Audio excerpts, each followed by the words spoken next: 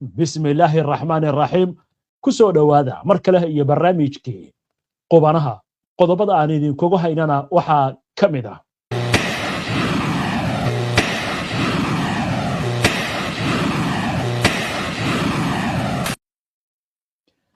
Iran oo caawa hanjabaad u jeedisay in ay beegsadeenta ah maraakiibta dalalka Yurub haddii ay cag soo dhigaan marinka Hormuz Trump oo dhankiisa si cad u sheegay inuusan aqbalin jawaabta Iran u gudbisay Mareykanka ee la xiriirta hindisihii horey loogu soo jeediyay ee heshiis lagu gaari karo Netanyahu oo isna sheegay in dagaalka Iran weli uusan dhammaan dagaalo culus oo u dhaxeeya dagaalamayaasha Xisbullah iyo ciidamada Israa'iil oo ka socda koonfurta Lebanon Iraq waxa ka taagan dood la xiriirta saldhig military oo qarsoodiya oo Israa'iil ay ka samaysatay gudaha dalkaasi si ay uga duusho wadanka Iran sheekada ugu dambaysa ee barnaamijka idinkugu hayaana waxay ku aadan tahay markabka halkan idinkaga muuqda waa markabka ugu weyn ee gawaarida daabula imisa gaari ayaad isleedahay halkii mar uu qaadi karaa sheeko xiiso leh ayaan idinkugu haynaa barnaamijka amurta la xiriirta ku bilaabaynaa colaadda Xisbullah iyo Israa'iil u dhaxaysa ee ka socota koonfurta Lebanon iyadoo sidoo kalena la sheegayo ururka Xisbullah inuu si dardar geliyay weerarada ka dhanka ah ciidamada Israa'iil haddaba saacadihii la soo dhaafay waxa la sheegay dagaal aad u culus inay ku dhex marayaan deegaano kala duwan oo ku yaala koonfurta Lebanon ciidanka Israa'iil iyo dagaalamayaasha ururka Xisbullah telefishinka Al Jazeera ayaa goordhaweyta wuxuu baahiyay in ciidamada Xisbullah ay sii xoojiyeen weerarada ay ku beegsanayaan askarta Israa'iil ee ku sugan fariisimaha iyo saldhigyada military iyadoo muuqaal ay kooxdu si joogto ah u baahinaysana kuwaasi oo noqday kuwa si weyn looga hadalhayo fariimaha dagaalka goobaha siyaasadda ee gudaha Israa'iil iyo warbaahinta gaar ahaan muuqaalada muujinaya duqeymaha tooska ah ee loo adeegsanayo diyaaradaha aan duuliyaha lahayn ee qaraxyadu ku rakaban yihiin kuwaasi oo si gaar ah loogu adeegsanayo ciidanka Israa'iil ee ka dagaalamaya koonfurta Lebanon wararkii ugu dambeeyay ee amuurtan ururka reer Lebanon ayaa ku dhawaaqay howlgallo cusub oo ka dhan ah ciidamada Israa'iil iyagoo sheegaya inay beegsadeen gaari nooca hamarka oo loogu talagalay isgaarsiinta ayna wateen ciidamada Israa'iil halkaasi oo ay beegsadeen waxaana gaarigu uu marayay magaalada Tir Harfa waxaana ay si toos ah u beegsadeen bartilmaameedkooda sidoo kale Xisbullah waxay sheegeen inay diyaarad drone ah ku weerareen goob ay isugu soo urureen askar Israa'iiliin ah oo ku sugnaa agagaarka saldhigga Jaal Alam ururka ayaa sidoo kale wuxuu sheegay in laba diyaaradood oo drone ah ay ku weerareen ciidamo kale oo Israa'iili ah oo ku sugnaa magaalada Diyar Sayriyan ee koonfurta Lebanon waxayna intaa ku dareen in taangi nooca markaafaha ay ku gubeen saldhigga Jaal Alam iyagoo adeegsanaya gantaal si gaar ah loogu talagalay in lagu beegsado yoolasha ciidamada Xisbullah sidoo kale waxay sheegeen in weerar kale oo loo adeegsaday diyaarad drone ah ay ku weerareen ciidamo ku sugnaa magaalada la yiraahdo Bayaada ee koonfurta Lebanon waxay kaloo intaa ku dareen in diyaarad drone ah ay ku weerareen goobta la yiraahdo Balat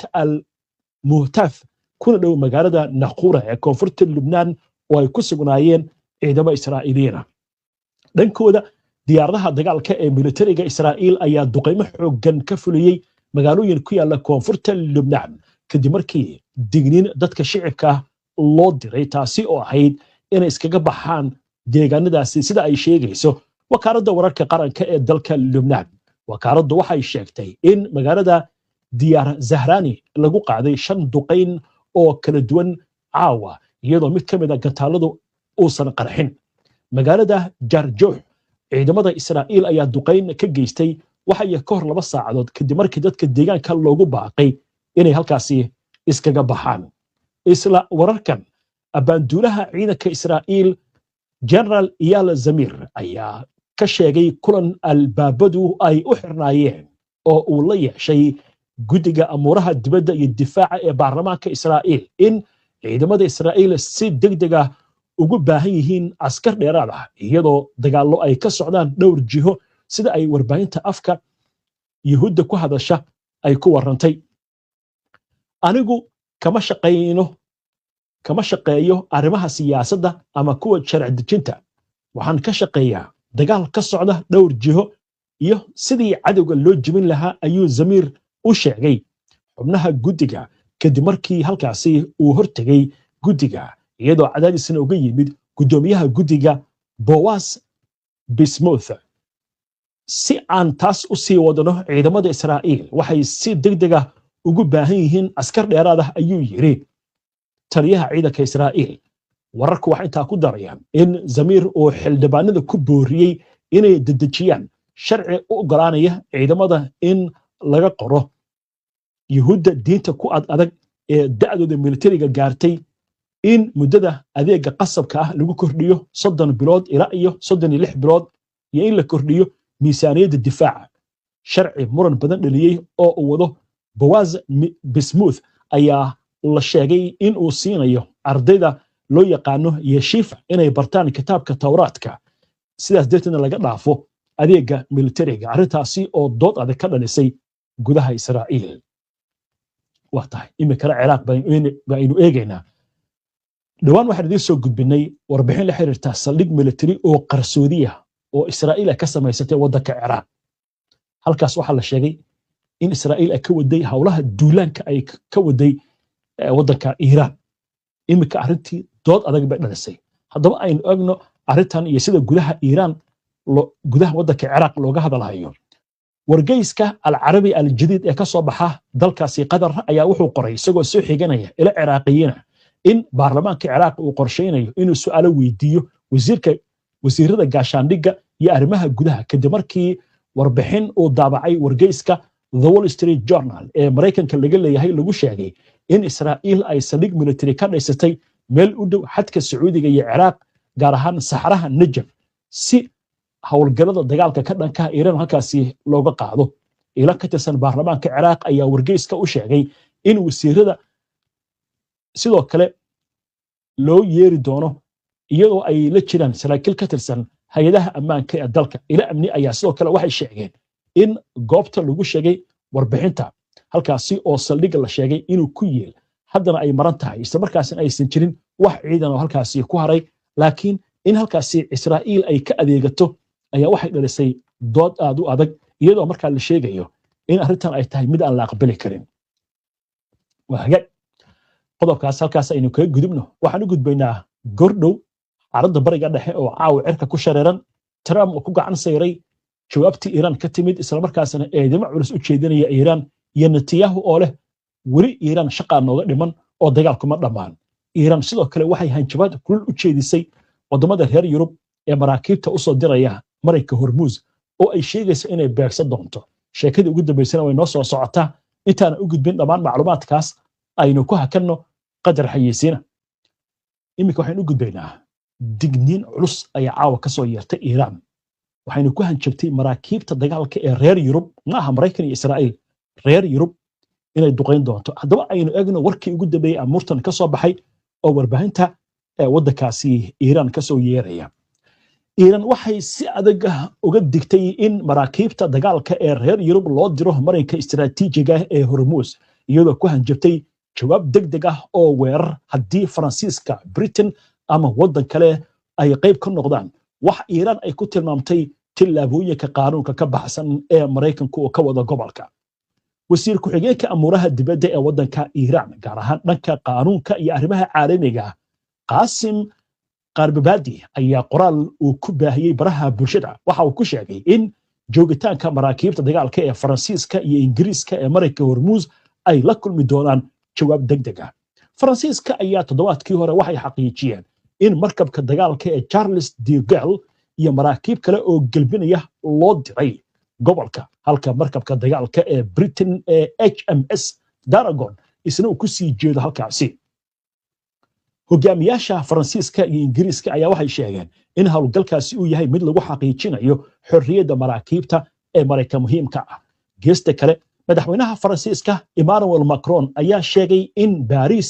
weligeed aysan qorsheynin inay ciidamo badeed oo si toos ah loogu diro Mareykanka Hormuz laakiin ay taageerayaan hanaan amni oo wadajira oo Iiraan qayb ay ka tahay shir jaraa'id oo ku qabtay magaalada Nairobi oo u booqanayo Macron wuxuu ku sheegay in faransiisku ka soo horjeedo xanibaad kasta oo lagu sameeyo marinka hormuus ha ahaata midda maraykanku u wado ama midda iiraan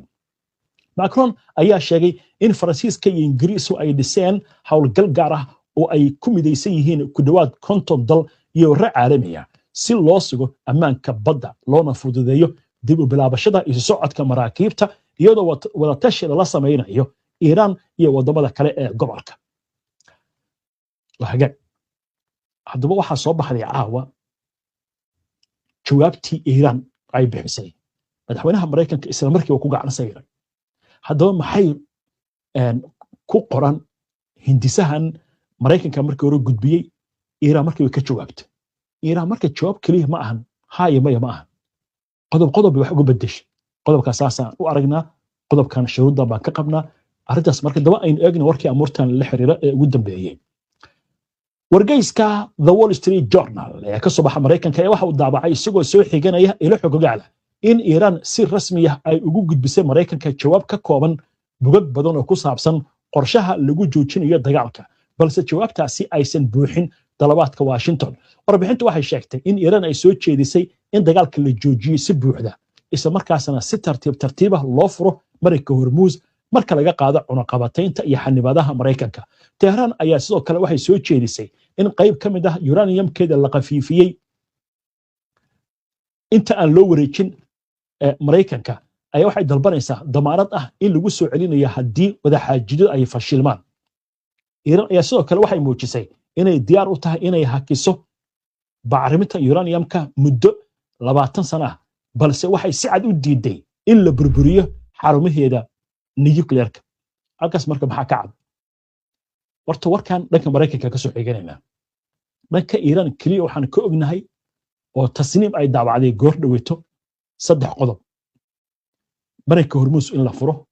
cunaqabataynta iiraan laga qaado xabajoojin buuxda oo gobolka oo dhana dagaalkana si buuxda in loo joojiyo kadibna laga fariisto arrinta uraniumka iyo nuclearka iiraan haddaba isla markiiba madaxweynaha maraykanka Donald Trump fariin buu soo tooray daqiiqada ka hor wuxuu yiri ma aqbalayno jawaabta iiraan isagoo si adagna iiraan ugu eedeeyay inay wado wax ugu yeeray siyaasad waqti lumin ah iyo marin habaabin inkastoo arrintan ay ku soo aadayso iyadoo jawaabtu ay soo baxday isla markaas lagu wareejiyay maraykanka hadalka Trump ayaa waxa uu yimid kadib markii wakaaladda wararka iiraan ee IRNA ay sheegtay in jawaabta Tehran loo gudbiyay dhexdhexaadiyaasha Pakistan si ay ugu sii gudbiyaan maraykanka Trump ayaa waxa uu sheegay in iiraan wasidoo kale u dhigaya muddo 47 sano ay ku dhaqmaysay